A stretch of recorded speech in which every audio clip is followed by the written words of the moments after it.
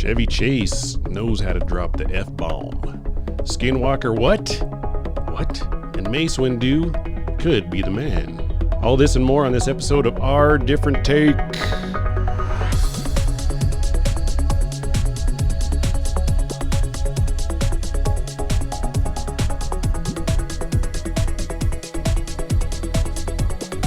Welcome everyone to Our Different Take. My name is Brian, proud father of two awesome boys and epic Star Wars fan, and still reporting from our top secret bunker somewhere in the Midwest is Matt. Oh, welcome, Matt. Thank you. I'm glad to be here. I'm very excited for today's podcast. It's all kind of right up my alley. Right up your alley. Yeah. Back alley. One what alley? Awkward pause. What alley is right that? Up my alley. Skinwalker Range. It's right up your Skinwalker.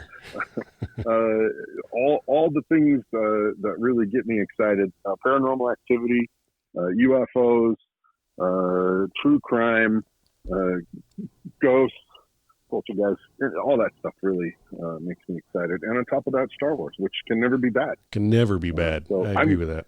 I'm curious about Chevy Chase, though. You really hear about that? We will see. We will see.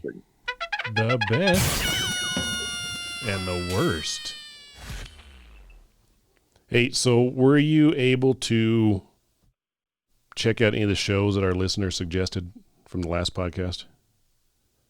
I did watch half an episode of,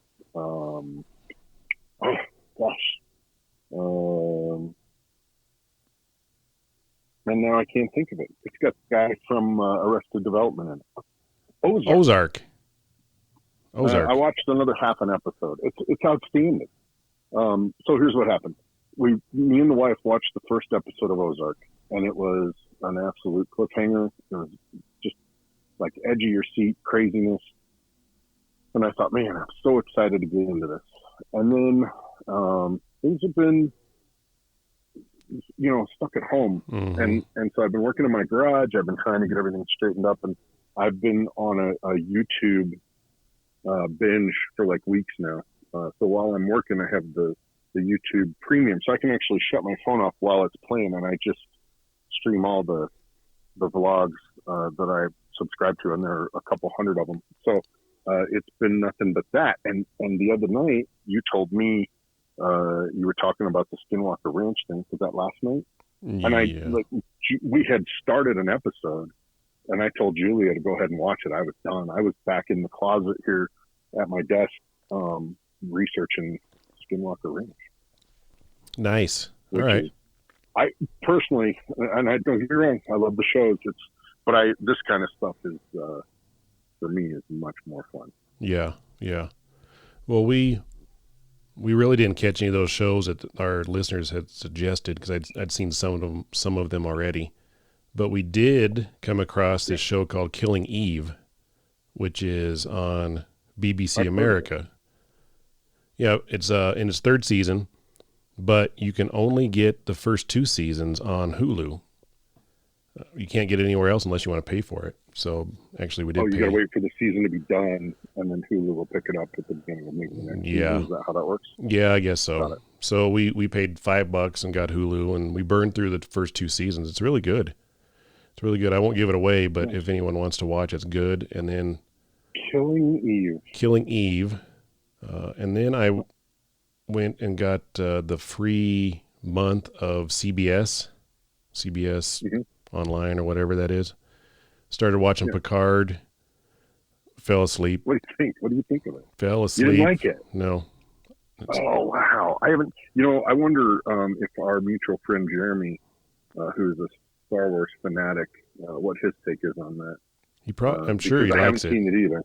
Right. Do you think so? Probably. I would think so. He loves Star Trek. All things Star Trek. Yeah. Yeah. So I tried that, and I'm like, man, I don't need another nap. So I went to Discovery, and I started watching that. And I got to say, that's better than any other Star Trek I've seen. It is really good. There's more than just talking. The captain is like a real tough guy, and it's cool. So I would say thumbs up on Discovery. Which one is this? Discovery, Star Trek Discovery. Better than any other one. Better. Okay. Yeah, it's really good. The people in it are really good actors, really good premise. The graphics, CGI are really good. It's a good story too. Yeah, so it's good. So if you can watch that for free in 1 month, there's 2 seasons. I would suggest doing that. Nice. Yeah. Okay. Well, that'll be on my list because I really do like the sci-fi stuff. In fact, I listen to a ton of sci-fi, like audiobooks and stuff like that. So yeah, I'm a fan of all that kind of stuff. Yeah, check it out. Check it out for free. I don't remember what code I used, but I just Googled the free code, and then you'll get it free. Cool. Yeah. We also... Free is better than not free. Free is good. I love free, mostly. Yeah. We posted something on Facebook, and by the way, Our Different Take, we have our own Facebook page now, and we'll be posting some stuff on there. But we posted on there, what is your best and worst brushes with famous people? Because I'm sure a lot of people have, they see someone famous and it either goes good or it goes bad. So I've got some of our listeners here talked about their brushes with fame. And then see if you have any too, Matt. George met Shaq in the Bahamas. He says he's the most appreciative person he's ever met. I don't know what he was appreciative about with George, but that goes unsaid. Anyway, Brad said he used to go fishing with his grandpa near St. Louis, and they would stop at this shop for snacks. And several times he saw a guy sitting on the front porch with a guitar, and that guy ended up being Chuck Berry. I was like, what the heck? Seriously? That's pretty awesome, though. Right? That is pretty awesome. Seriously. I mean, can you imagine? I know. That's awesome. Yeah. Susie used to work at the Pueblo airport, and her worst encounter ever was Chevy Chase. His luggage was lost, so he was dropping F-bombs left and right all over, super angry at everyone. So Chevy Chase was not happy. Can I ask you a question about Chevy Chase?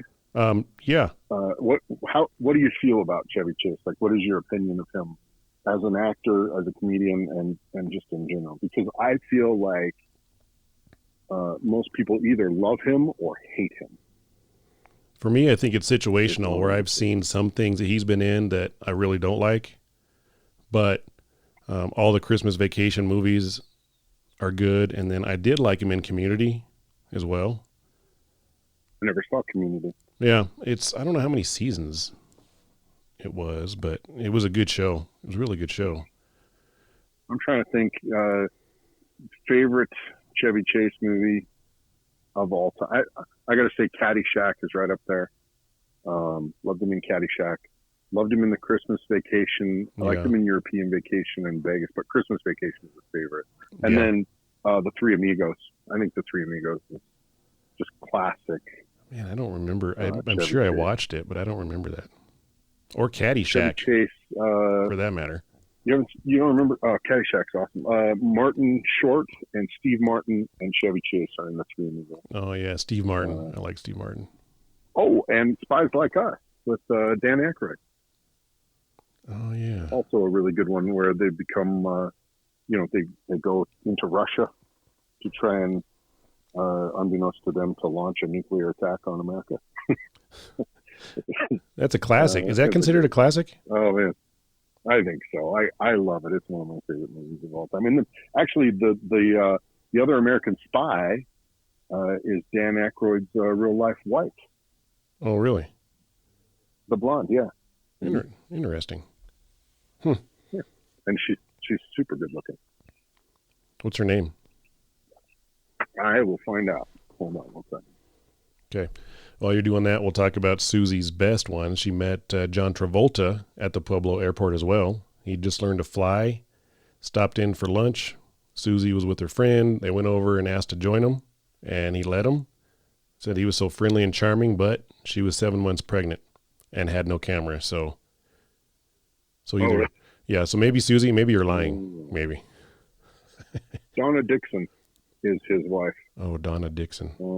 That didn't help me. Yeah, man. She's Yeah. a hottie. Hmm. Hottie McCott fan. Sure. That's cool. Chevy Yeah. Chase. Jen was at a bed and breakfast in New Jersey, and a bellhop there was Jim Kramer from Mad Money. He was part owner. So he was a Oh, bellhop really? there. Yeah, at a bed and breakfast. That's crazy. Crazy. I know. Dave, he saw the Olsen twins in the Bahamas. They were filming at a What is it with the Bahamas? Why is everyone seeing everyone in the Bahamas? Maybe a lot of people go there. Maybe they're filming with Shaq, maybe. Dave took a photo, I guess, and the Olsen twins didn't really like it. And then his mom and dad met Colonel Sanders in an airport and got to sit next to him on the airplane. That's great. I hope they weren't chicken to sit next to him.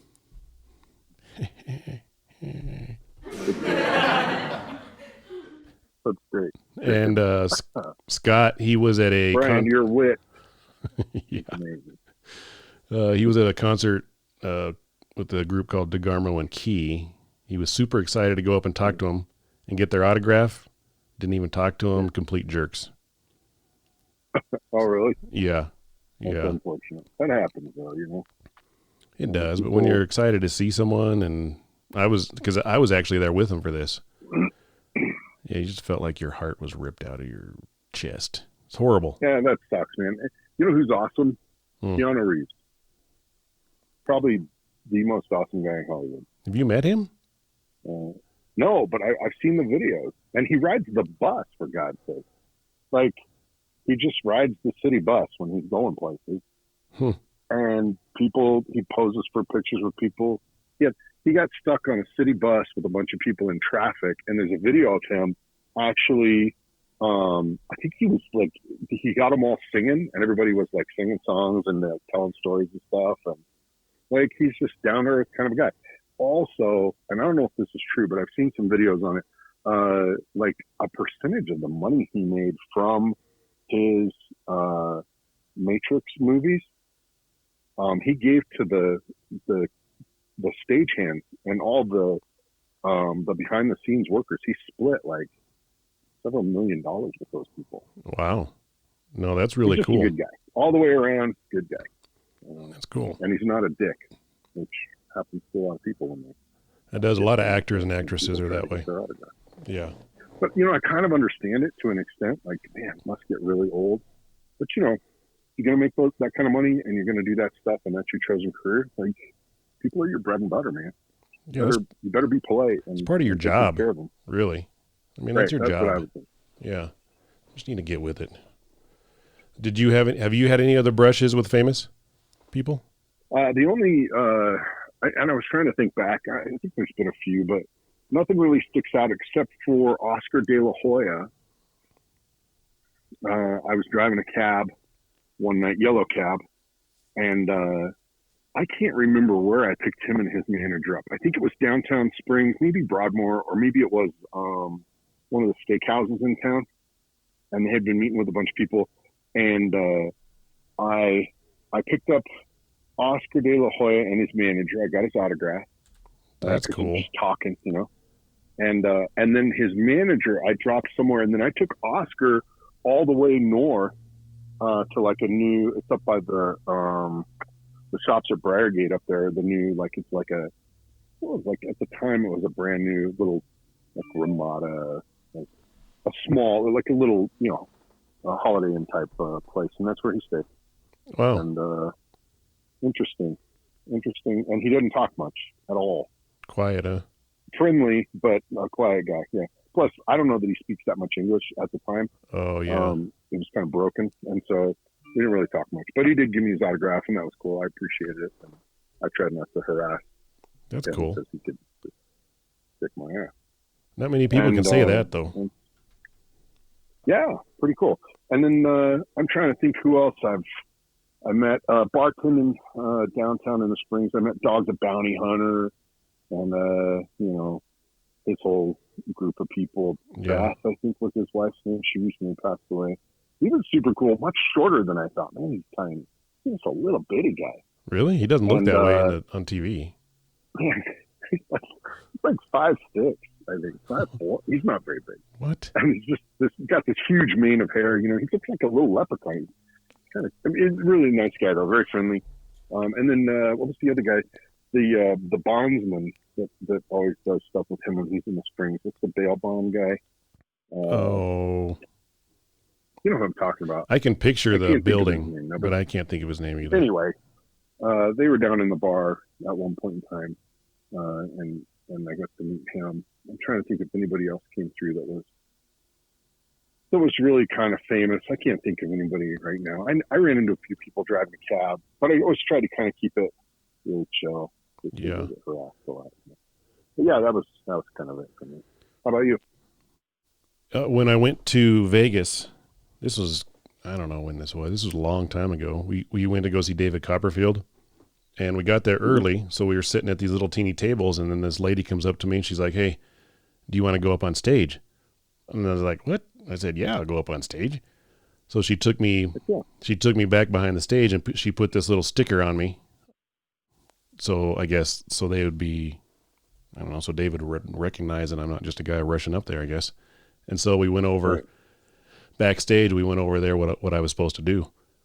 So I'm sitting there, and everyone fills in, the show starts and everything like that. It's a really cool show. It's crazy. And there's this guy up there on stage with a wicker basket, a big wicker basket. And then there's another guy on the other side of the stage with another wicker basket. And he takes this bird, or I don't know if it was a bird or a rabbit or whatever, some kind of animal, but it was live. And he put it in the basket. And then he did his hocus pocus thing or whatever. And the animal disappeared out of that basket and appeared in the other basket. And so everyone's clapping and cheering. Cool. Yeah. And he's like, "Hey, do you want to see that in slow motion? I need help from someone in the audience." So that was my cue to walk up there. So I had to walk up on stage.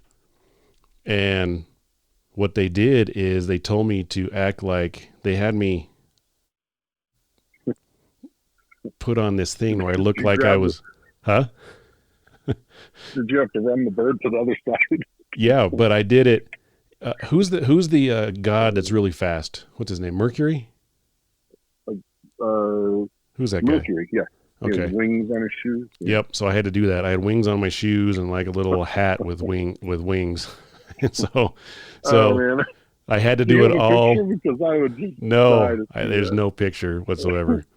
But he went up and he put the rabbit in the bucket, and then everyone had to do stuff in slow motion. So I had to slow motion grab the rabbit out of the bucket and run across the whole stage in slow motion, and then put the rabbit back in the bucket. And that's how he said he did the thing, because Mercury is helping him, and no one can see how fast he ran. So yeah, that's awesome. Yeah, that was my take. Man, his show has been there for a long time. He's still there, isn't he? I actually have a story about him I forgot about. I ran into David Copperfield. Uh-huh. At the Nugget. It's weird because me and my cousin Doug, who I go to Vegas with Doug a lot.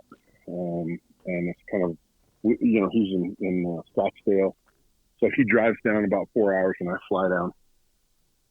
And we usually will spend like a long weekend hanging out and gambling and stuff and just catching up.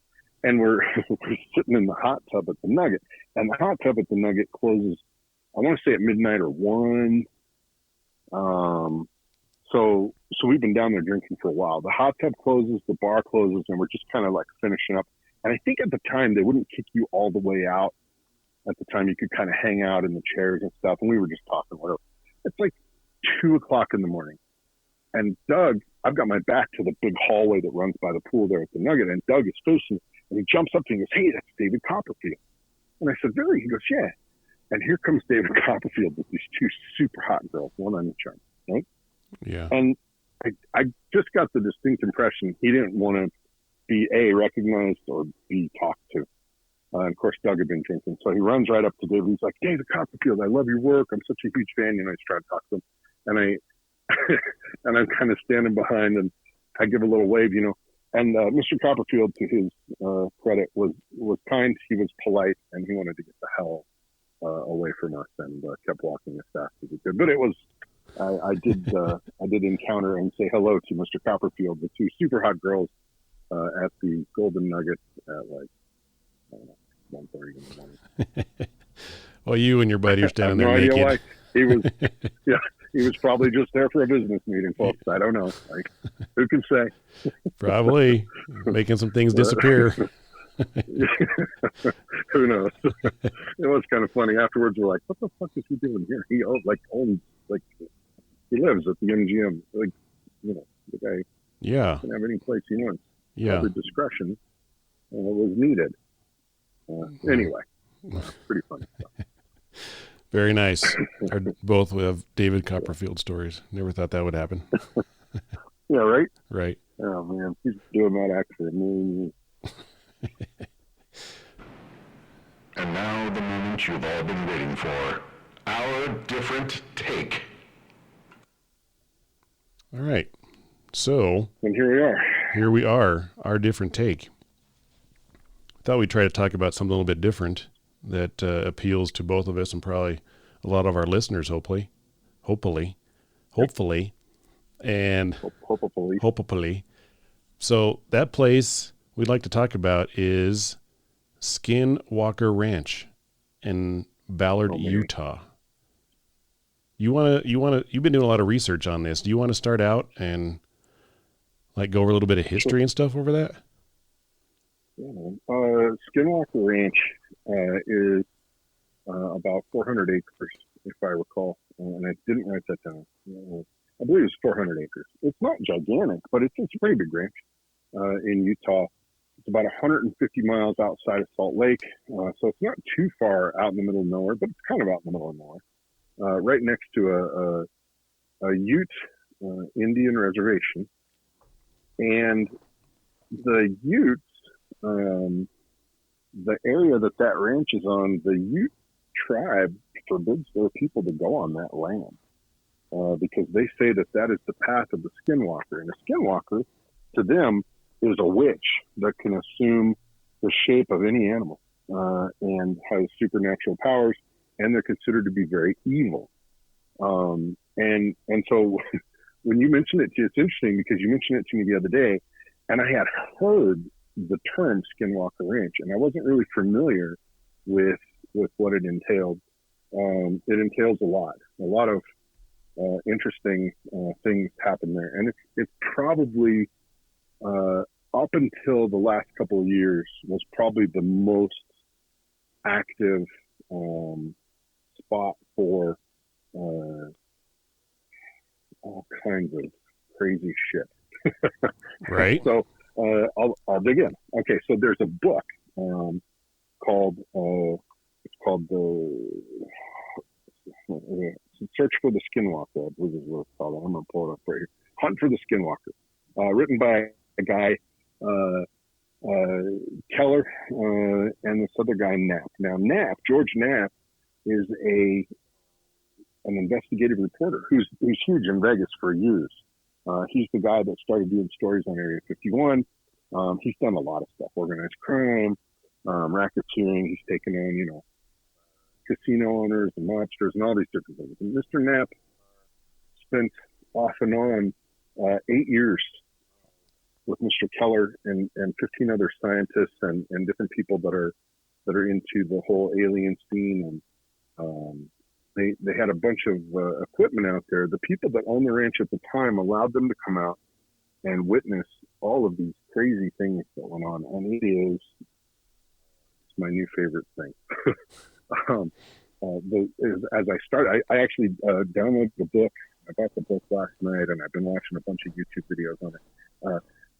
The book starts out, talking about the history of the ranch, and then they go on to say that there were, I want to say, five people in the family that owned the ranch. And when they came out to the property, they bought the property, and they were puzzled to say the least, that they got a really good deal on the property, like way below market value.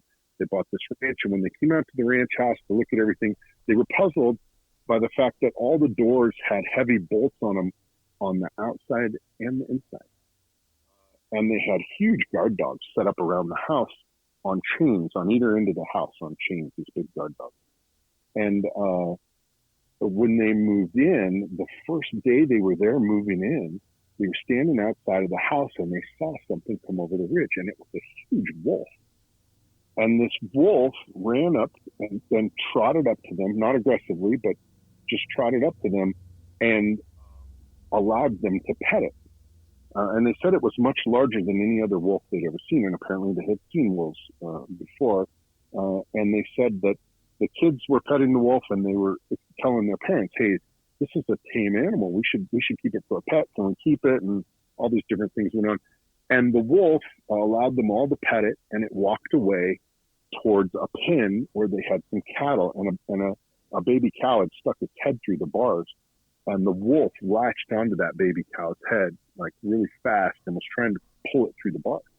Whoa. And they went after the wolf with a baseball bat, and it didn't affect it. They were kicking it, hitting him with the bat. So the new owner of the ranch, he pulled out a .357 and shot the wolf in the stomach. I want to say they shot it twice, and it didn't phase it. And then the wolf let go of the cow and trotted off a little ways further. And one of the other guys that was there helping him move grabbed a high-powered rifle and shot it in the shoulder. And a huge chunk of meat flew off of it. And that didn't phase it. The wolf then turned around and just trotted away. Well, they said that the piece of meat that they had shot off of that wolf smelled horribly, and there was no blood on it. That's it was weird. Just like flesh, but no blood. And they tracked the animal because they figured they had wounded it. They tracked it into the scrub oak and the brush, and the footprints went to a muddy area and disappeared as if into thin air. That's the beginning of the book. And it just goes on from there, man. Portals open up, blue orbs, like these giant blue balls of energy, which I've heard about in other parts of the world too. Yeah. This blue orb that they bring up in the book, though, actually burned 3 of his dogs to death at one time, like to nothing almost. There was just like burnt patches on the ground with some Like, bones. was it chasing after him, or I mean, how did the dogs? Dogs chased the orb into a field, I guess. Oh. And he went to get his gun, and he was worried that the dogs weren't coming back, but he could hear them yelping. And so he went out after them, and what he found in the field was just the remains of the dogs that had been burnt to a cinder, right where they stood. Crazy, huh? Yeah, that's nuts. Area, it's amazing. All the stuff is amazing. Their perceptions, they said, would be controlled by it.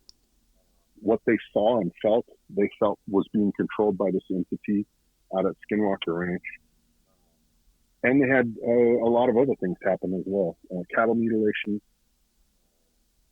just crazy stuff that happened there. And what they said in the book was it slowed down over the last couple of years now, and it started to kind of taper off, but they still get visitations and strange things. What a trip. Seriously, that's crazy. Was that, so the Utes, even, I don't know how many years ago, they wouldn't let any of their tribes go on that 400 acres at all? For the last 15 generations. Jeez. That's a long time. Yeah, that's a long time. You know, when you think about it. So they say it's bad medicine, and they don't want any of their people going on that land. And really, some of the scientists said that they had observed things. You know, they had night vision scopes. A couple of the guys said that they were out on a ridge one night at like 2 a.m.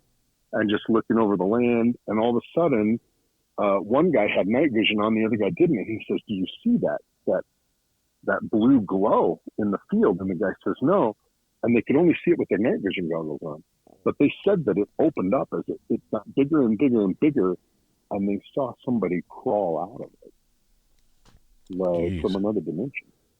Now that's cool. And disappear into the scrub. That's wow. a trip. But that goes along with my hypothesis about aliens and visitations and things like that. I believe in aliens. Right. I just don't think they're coming from outer space. I think they're dimensional, and I think they come from Another dimension. dimensions. Yeah. Mm-hmm. Well, I was looking at a live stream. They have a live stream on Skinwalker Ranch, and Really? yeah, I'll link to it. It was on YouTube. Oh, that's awesome. And a lot of it is you're just watching pictures of like the bush or whatever. But if you Google live stream Skinwalker Ranch, One of my favorite things, actually. It's a different live stream. Okay, this one's free. Sorry. Oh, okay. Yeah, you don't have to pay for you don't have to pay for this. But on April 2nd, there was a UFO sighting on the live stream. So Really? yeah, I'll let you look at it. I won't say anything, but I did watch it. Those live streams are cool. I like watching those because you never know if you're going to see anything or not. But Yeah, you don't know what's coming. yeah, but there is a live stream there, so it's very cool. The cattle mutilations. Did you see that video I sent you? I and did. I think you're going to put a link to that. That's just so trippy. I've thoughts about that too.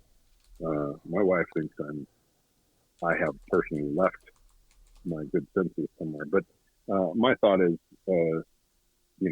if you look at the pictures of the cattle and how precise the cuts are around their eye sockets and around their lips missing and their noses, their tongues cut out, and all the cuts seem to be very precise and cauterized as they're cut.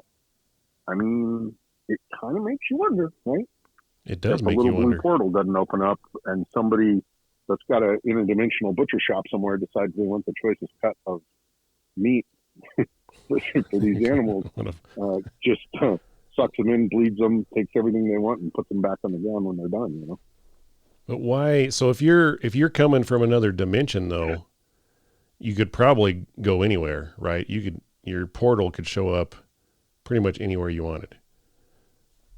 Right. So why would I've never heard of like a buffalo mutilation or a giraffe mutilation? That because in England they've got the same thing with sheep and cattle.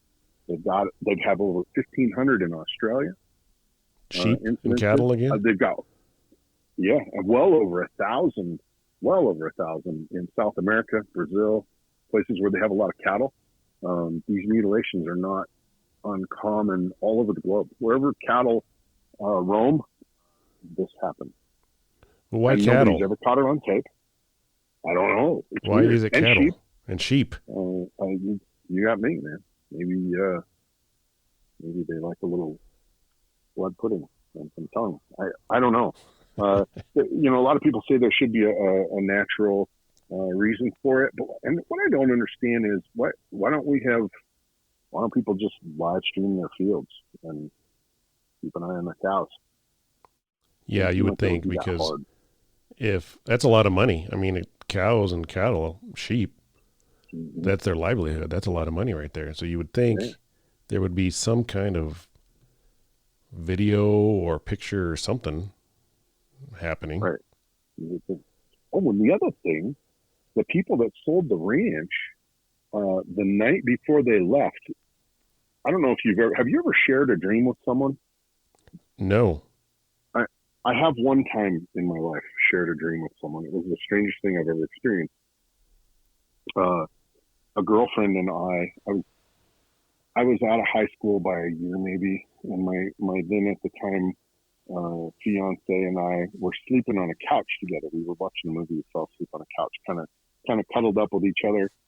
And we both dreamt the same exact dream about a piano shop. We were in a piano shop and this guy was showing us pianos. And I woke up and I remember looking at her and I was like, man, that was so weird. What piano store were we in? And she answered me and we talked about it for a minute before we realized that we had both had the same dream. The people that sold that ranch said that they shared the same dream that night. And when they woke up, they both had little scoops had been cut out of the right side of their left thumb. Like really? Something had been removed, like a chip or something, maybe? Jeez. And then they left the ranch, but something had been taken out of them. Really weird, man. What a strange place. I would love to go see it. I would too. Someday. I would too. In there, Mormonville up there. I was born in Salt Lake City, and I would love, that's beautiful country and wild country up there, man. I would love to go see it. That'd be cool. There's a show on the History Channel now, The Secret of Skinwalker Ranch. I think it's a multi-episode special, but it's on the History Channel. Yeah. I don't know if it's on or not, but I'll find out. Yeah. Yeah. If it's on, we should watch it and talk about it a little bit more, because this stuff is really intriguing. Yeah. I love this type of stuff. There's so much to it. And I wish we could get some people that were actually there on the show, and maybe we could all talk about it. Man, that would be sweet. Man, there's just so much great information there. I really think there's a lot to the world that we don't understand yet, or don't care to see, or whatever. There's a lot to it, man. Yeah, there's a lot that it just keeps your imagination going, because you want some proof that some of this is happening, whether it's Bigfoot or Area 51 or Skinwalker Ranch, wherever. But and there's hot spots. Oh, and well, I mean, there's hot spots for alien activity, and there's hot spots for spiritual activity. And the spiritual stuff, it freaks me out, man. It really is. The spiritual stuff freaks me out more than the UFO stuff. Yeah, man. And for me, I don't know why it freaks you out more, but for me, it freaks me out because I never hear ever about, an angel possessed a house and just gave presents to everybody randomly. Gave them all stuff and neck rub and, pat on the ass and have a nice day. Right. Totally possessed by angels. You never hear about that, right? Right. But you always hear about, demonic possessions and demons interacting with people. You always hear about evil entities, but I never hear about, the only thing I ever hear about is, some potato looked like a saint, or maybe like some statue, crapped out a crucifix, or a piece of bread looks like Jesus. Right. I made toast and there he was. Yeah.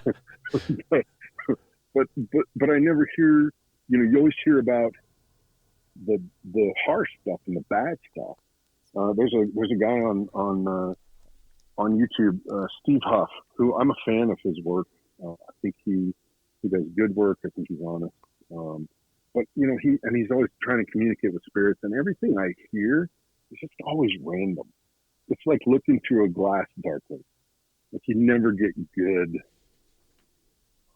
solid information. It's almost like all the spirits he communicates with on the other side are just all confused, man. They're just hanging out waiting, like millions and millions of them. And it's scary a little bit. We need the demon stuff is really scary. We need to do a podcast on that, because I've got several stories that deal with that too. Mm-hmm. Yeah. You sounded just like Sling Blade. Something's wrong with my voice tonight. I don't know what's going on. Yeah, I've had some encounters that are pretty interesting. Really? Yeah, because I did a lot of studying on multiple personality disorders when I was a therapist, and then I worked at an anxiety and depression unit and a suicide hotline, and all that kind of intertwined a couple times with some people. So I won't get into that now, because that's a whole long thing right there. Maybe we can make that a subject to one of our podcasts. I would love that. That really does interest me, and I'm actually I'm borderline obsessed with it, because I really don't see the answers I want to see, and it troubles me. Mm-hmm. And I watch a ton of that stuff, and it's just never good. It's never good, man. No. It's always the scary or the bad or the supernatural crazy or whatever. There's I wanted to mention, there is hold on, let me look at my notes here. There is a group of guys, two guys that do a vlog called Mindseed TV. Mindseed TV. And I've been watching. Yeah, their paranormal stuff is really fun, man. They are crazy. They go to like the craziest places. I watched one day before yesterday, or maybe 3 days ago. They actually went to I think it was Mississippi. This town was was off by itself. It had been abandoned, 50 years ago, and they heard about a haunted church there. They had to hike through swamp for like 2 miles in the dark to get to this place. It was surrounded by water, no roads to it anymore. It was all submerged, and they hiked all night to get to this place and do their paranormal investigation. There's nobody around. It's really crazy. But the thing that really got me about these guys is they did a vlog on a dark web mystery box. Have you heard about this? Ooh, yes. That's scary too. Oh man, scary. Like Creepsville, like really scary. And so I'm watching them unbox this box. It's like I didn't see the beginning or the previous episode where maybe they ordered that. All I know is they paid, I don't know, $300 to get a box off the dark web, and it was from a killer. Well, it got weird, man, because this box was full of kids' stuff, like a kid's backpack, kids' shoes, little dresses, like crazy stuff, right? Yeah. And the backpack had a name on the bottom of it, and as it turns out, backpack is the name of a kid that's been missing. So they turned everything over to the police, right? Yeah. Then, without solicitation, they got another box. Oh, no. Oh, yeah. And that box was like a 2-sided box. It had a lid. It was like one of those like little cases that has like, you click to open one side and then you flip it over and you click to open the other side. One side had a little doll that was bound and gagged. The other side had a little doll buried in the dirt. And on the top of the box, it said, "If found, please return to," and it had coordinates on it. So these two crazy bastards look up the coordinates on Google Earth, and lo and behold, it's a trailer in the middle of nowhere, and they fly out to the trailer. What? Seriously? Nope. They went to the trailer, and it's crazy because the trailer, when they're walking out to the trailer, he stops on the trail because it's in the middle of nowhere, man. It's like cattle country, whatever, middle of nowhere. And he looks at the ground at this little dirt road going up to the trailer, and he's like, "That looks like a jawbone. Doesn't that look like a jawbone?" And they were kind of talking about it, whatever. No big deal. They walk up to the trailer. They go through the trailer, and they find this trailer is full of shoes, single kid shoes, like a lot of them, right? Yeah. And the roof is caved in, and the beds are like all caved in, like the whole thing's just falling down. But there's a VHS tape. There's 2 VHS tapes. They grab one and they forget to grab the other one. They're just on the ground covered with trash. They're just looking at stuff. Yeah. They grab the VHS tape. They leave. They take it to their buddy in Vegas who says, "Hey, this VHS tape looks like it's been messed with because there's only like 9 minutes of film on it. Everything else has been cut off except for this one part that's been wound onto the reels." And he goes, "But I can recover it and we'll see what's on it." And if you watch the tape, it's nighttime and this camera's pointed kind of towards the ground and you see this guy's feet and he's digging a hole. And it's the middle of the night. And just the lights from his truck are on him, Yeah. And he digs a hole and then you can hear him sliding something out of his truck. And it's about 3.5 feet long, wrapped in plastic. It looks like a tiny body. And he drops it in the hole, situates it, and then puts dirt on top of it. That's what's on the tape. Jeez Louise. So, right in the same spot where they thought they saw the jawbone, right? So then they go back, they fly back to get the other tape. And I haven't seen what's on the other tape, but I'm assuming they're going to turn it all over to the police. It's like the most incredible thing I've ever seen. These guys are nuts. And hopefully, if it is a killer, there's enough stuff there to catch him because there's a lot of kids' shoes there now, like dozens and dozens. That is Anyway, crazy. It was crazy.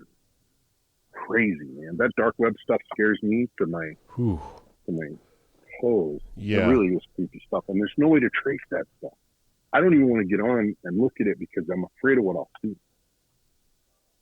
There's a lot of sick people out there, man. That's crazy. And that's a Mind Seed TV. Mind Seed TV. These two guys are just ballsy as can be, and they do everything from. They had one of their viewers send them a voodoo doll. Oh, geez. From Haiti. He lived in Haiti, and he sent him a voodoo doll, and that was a crazy. He unboxes this voodoo doll and things like that. I don't know, nothing to it, whatever. The next day, like for days, his patio gets covered with thousands of worms. Like they just kept migrating to his patio until he sent the doll back. It was the craziest thing ever. Anyway, you have to look at those guys because their stuff is next level cool, and they really have some great entertaining content. All right, I'm gonna look it up. I'll probably look it up. I'll chip them some Patreon money if they got a Patreon because I think they're awesome. That's cool. Well, I think we have a subject for another podcast for sure. Oh man, that would be amazing. I know. For sure. All right, now a word from our sponsor.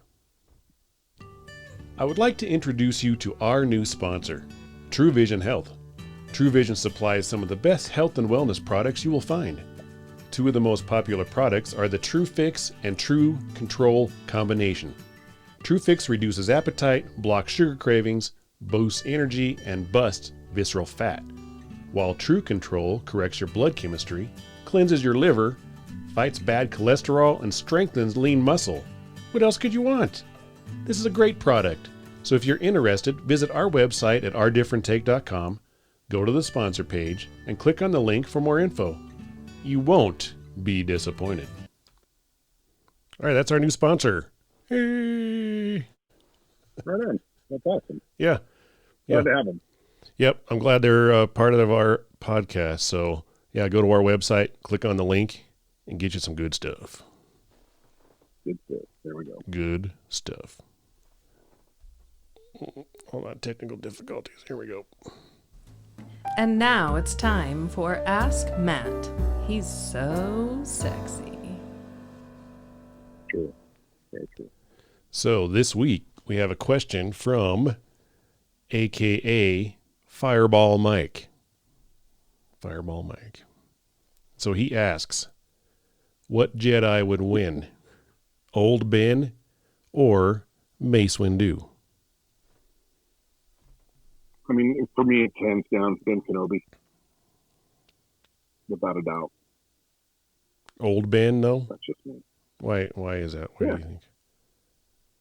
I just think he's, well, if you think about it, think about Yoda. The older he got, the more badass he was. And I think old Ben's pretty badass. Yeah. I think he would. I think it would be a fight. Don't get me wrong, but I still think he would win. I think the only thing that pops up to me would be watching old Ben fight Darth Vader in Episode 4, where they both look like they're riddled with arthritis. They can't even fight. So that's. I could see Mace Windu being like, "I'm gonna kill you, motherfucker." Yeah, he'd be like, like he does, right. Yeah. He is so foul mouthed. Yeah. But Samuel L. Jackson's pretty badass, I gotta say. But yeah. One of my favorite characters is Obi-Wan Kenobi. So I think if you put the younger Obi-Wan versus Mace Windu, Obi-Wan would win for sure. But I feel like Mace Windu would probably beat old Ben just because he's really old. You know what? Now that I'm thinking about it, you might be right. You might be right. Yeah. Might be different. Young Obi. Yeah. Well, I was going to say it might be different if... I think you're right. If Episode 4 was made now, I've seen some people remake that last fight, which is really awesome. I mean, it looks really good. So if you take that old Ben in like a new version, it would be a really good fight with Mace Windu. But if we think of the standard old Ben, I'm afraid Mace Windu would probably chop him up pretty good. Yeah, maybe so. Yeah. You got a point there. Yeah, well, just throwing that out. My 2 cents worth. I'm a big fan of both. But True. Me too. I think Mace shouldn't have died though either. There's some way he probably could have survived that fall. I'm thinking. Because everyone else survived. There's no reason he can't survive. If Darth Maul can survive, surely Mace Windu can survive. Because Maul was chopped in half, and he still survived. So. There you go. I agree. Just my opinion. All right. Thanks, Mike. Well, I got to be honest, and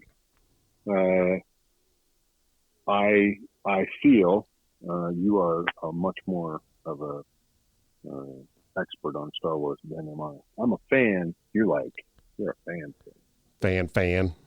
Ridiculous. It's ridiculous. Definitely. But it is what it is. Welcome to the Gentleman's Minute. It's an acquired taste. Hey, did I thank Mike for that email? Maybe not. Thanks, Mike. Thanks, Fireball Mike. Fireball Mike. Yep. Appreciate that. Just call him Fireball. I appreciate that, Fireball. Fireball. Like that guy, that homeless guy that used to come to the bar when I was barking, and I was like, "What's your name?" And he'd be like, "A claw." And then he would take his 3 fingers and he would tap them on the bar top, like a claw. The claw. And he would tell me stories about how he would fight with his claw. Anyway. It's like Wolverine. Yeah, thanks, Fireball. Appreciate it. You could have been, that could have been your brush with fame. That was probably Wolverine. You just didn't know it. Definitely not Wolverine. Unless, I bought a plate of food for Wolverine once a week. But I don't think so. No. It was Wolverine. No, he was just a homeless guy. That's all. Oh, well, you never know. Not the Wolverine. He was cool, but not that cool. Yeah. Too bad. It's his loss. All right. So last podcast, we talked about synchronicity and my personal experience with it, that 1138, which is still going on, by the way. It's still happening, by the way. It's creepy. It is creepy, but I'm just going with it. But I have one more example that happened to me. As strange as this seems. So I had to drive to Albuquerque, New Mexico for work. And during this coronavirus thing, it's like just me, a few cops, and some truckers on the road. There's no one else on the road at all. So I'm cruising in my rental car. And I'm just blasting through places because there's no one on the road. So I want to get there fast, do my work, and get home. I don't want to dilly-dally around. So there's this group called Day of the New, and it came out about the same time Metallica had their Black album. In fact, they opened up for Metallica for several, I don't want to say several years. I know at least a year they were opening up for Metallica. Very cool guitars. They have some acoustic stuff. The guy's voice is really cool. Good writing. In fact, the lead singer, I was watching this show on A&E where they, the people that are hooked on drugs, they bring them in and they try to have a meeting with them. What's that called? Intervention? Yes. Thank you very much. The show is called Intervention. Yeah. So this lead singer was on that show Intervention. This doesn't have anything to do with it. I'm going on a rail here, but he was hooked on meth. I believe it was meth. And he went to Intervention and he went off to recovery, and then he left recovery and I don't know if he got recovered at all, but the lead singer, so he had issues with drugs, which has nothing to do with his story. Days of the New, the lead singer? Yep. Days of the New. So the drive is about a 5-hour drive, and Travis Shane's his name. Oh, yeah, that's right. Travis Shane Meeks. Yes, that's right. Very cool group. I love this group. So I was cruising pretty fast, listening to my music. I wasn't paying attention really to the change in speed because I was coming up to this town called Raton. And so it goes from 75 down to 55 down to 35 through the city. And if you ever travel, so the they cities, can write you a ticket. Yeah, and they're waiting for you. So yeah, they're waiting for you. Yeah, I wasn't paying attention. I had my Spotify going. I was just cruising. And then part of this song, the title of the song is Bring Me Down. So I was cruising through, and all of a sudden the song came on. It says, Bring Me Down. And I was like, bring me down. And I looked at my speed. I'm like, I better slow down and take my speed down. So there was a cop there too. So that Those guys hooked you up. the guy, the Bring Me Down guy, the song, I brought it down and I didn't get a speeding ticket. Is that coincidence? There you go. Or is that synchronicity? Probably, but I like it. It might be coincidence. I'm attributing it to synchronicity because it sounds better instead of just Bringing Me Down song, so I didn't get a speeding ticket. Yeah. Hey, I just want to say, and we may have to edit this a little bit, but you're starting to get very electronic-y sounding, like it's not coming through great. Got it. Okay. So, I'll mark that. I'll just clap right there for you. Mm-hmm. I'll put a marker right there so I can edit that out. Okay, and maybe we'll just work right through it, and it's good. Maybe we just put it out there. That's my take on it. Okay. I might be able to mess with some of the sound a little bit. Okay. Is that better? Because I think this is an internet call. So if your speeds are slower, it might not. Just blame it on Corona. Yeah. I blame it on the Rona. Awesome. I'm checking my speed right now. Yeah, the Rona, man. It could be. Blame it on the Rona. Probably why you're... Anyway. Yeah. Okay. Well, I think that's it, my friend. Are we done? That's it? It went so fast. I'm still sober, Brian. You better drink really fast. I guess so. Fast. Right. You are. Done. Very nice. Good job. Very good. Good job, Matt. Thank you very much. All right. Well, another one in the can. Right up my alley. Another one in the can. I don't know how to say that and make it sound right. I don't even know. I don't know how you make it. You can't. You just got to roll with it. Just play the music. Just take it out. Take it out. Just nope. That's staying in. Oh, that's not being edited out. Just saying.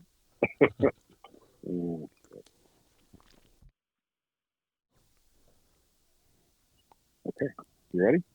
Yeah. Maybe I'm going more than I thought. Okay, guys. Thanks for listening this week. Thanks for our listeners in El Paso, Texas. You guys rock. We appreciate you listening. Please send us your comments, suggestions, complaints, or questions for the next Ask Matt segment. You can email us at show@ourdifferenttake.com. We really like getting email. Please send us an email. It is great to hear from everybody. If you take 5 minutes, I know a lot of people are sitting at home right now. Send us an email. We'll probably answer, and we'll talk about it if it's show worthy. And it probably will be because we talked about it.